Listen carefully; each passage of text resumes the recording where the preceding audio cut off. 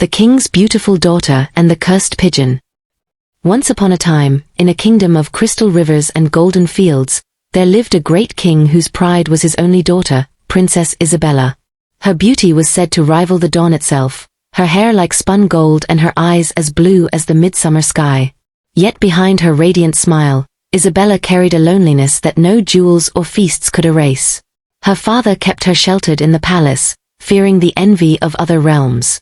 One evening, as twilight bathed the royal gardens, Isabella came upon a marble fountain where a pigeon rested. It was unlike any bird she had seen, its feathers pure white, streaked with silver that shimmered in the fading light. Most peculiar of all were its eyes, large and sorrowful, carrying a depth that seemed almost human. Isabella felt her heart stir with pity, and when she held out her hand, the pigeon flew to her shoulder as though they had always known one another. From that night forward, the princess and the bird became inseparable companions.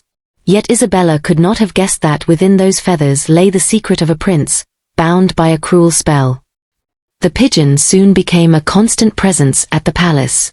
It followed Isabella through the gardens, perched beside her during her reading hours, and slept near her window when night fell. The king, amused at first, called it her loyal guardian. But whispers grew among the courtiers, who claimed the bird was touched by enchantment. Indeed, Isabella herself noticed that her feathered friend seemed too wise, too knowing. One night, as the moon cast silver light through her chamber, Isabella awoke to a strange sound. It was not the soft coo of a bird but a whisper, words carried on the air. "Free me." The voice was faint yet clear, and when she turned, she saw the pigeon gazing at her with eyes that shimmered like those of a man in grief. That night, Isabella dreamed of a handsome prince with sorrow etched upon his face. He reached out to her, his lips forming the same plea, "Free me." She awoke breathless, her heart racing, only to find the pigeon watching her still. From that moment, Isabella knew her companion bore a secret that only love and courage could uncover. Isabella could not rest until she had answers. One evening, she sat by the fountain and whispered, "Tell me who you are." To her astonishment, a voice, low and sorrowful, spoke within her mind. "I am Prince Adrian of Valoria. Once, I was heir to a shining kingdom. But a jealous sorceress, envious of my throne, cast this curse upon me. She condemned me to wander the earth as a bird until a maiden of pure heart would see beyond feathers to the man within." Isabella's breath caught. "And none have ever tried to help you?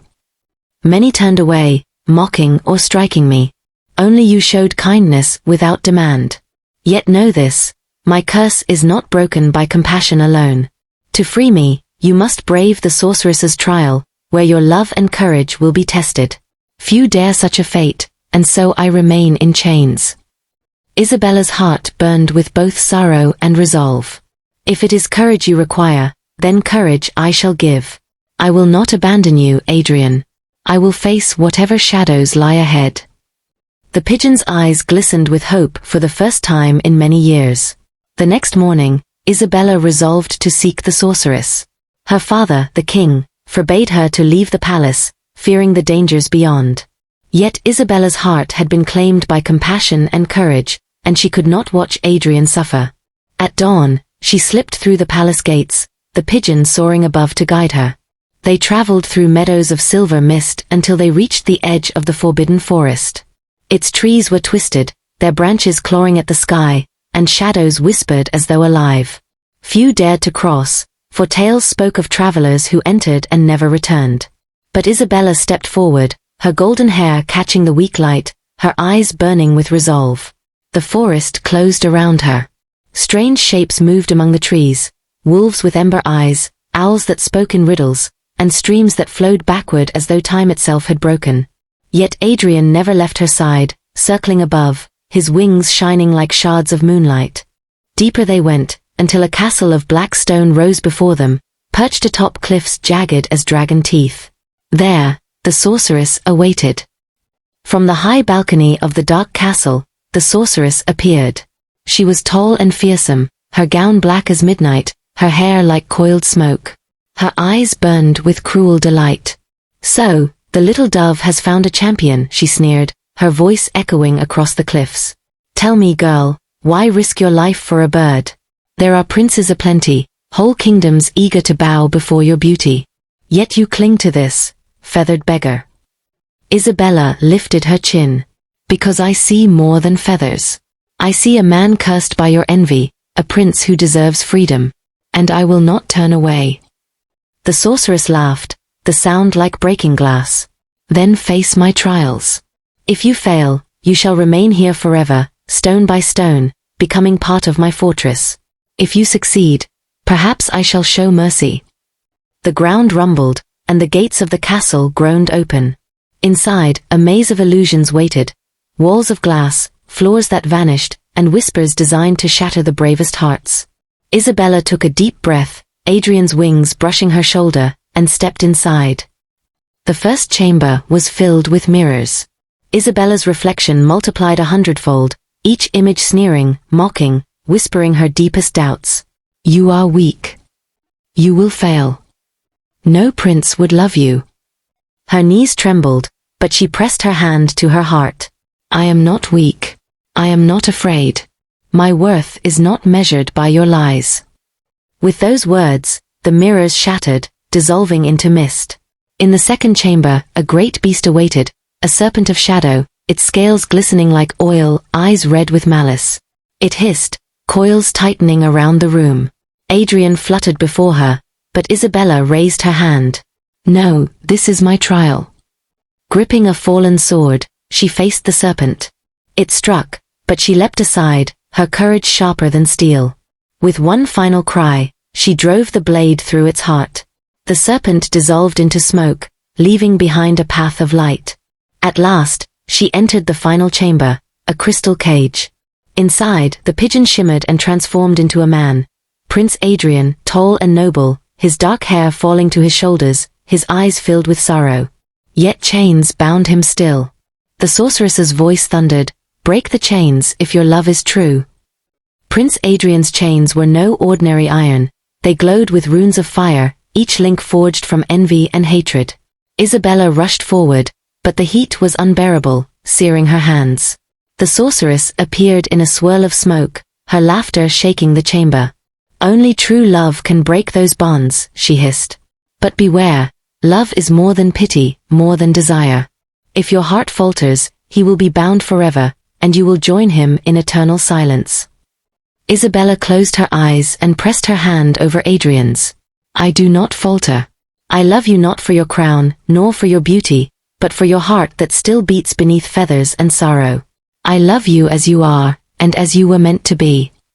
The chains trembled, cracks of light splintering through the runes. The sorceress shrieked, her form twisting with fury, but Isabella held on. With a final burst of light, the chains shattered, scattering like stars. The castle trembled, stones raining from the ceiling as the sorceress unleashed her fury. No mortal girl shall steal victory from me.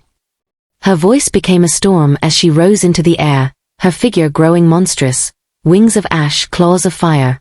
Prince Adrian shielded Isabella, now fully restored to his human form. He was tall, strong, with broad shoulders and eyes that blazed like sunlight after years of darkness. Yet Isabella stepped forward, refusing to cower. You cursed him out of envy, she cried. But envy cannot outlast love. Your power ends here. The sorceress unleashed a bolt of shadow, but Adrian seized Isabella's hand. Together they raised the broken sword, its blade glowing now with their united strength. They struck, the light consuming the sorceress's darkness. With a scream that shattered the sky, she dissolved into smoke, leaving only silence. The castle walls crumbled, but instead of crushing them, the stones turned to doves, flying free into the morning air. The curse was ended.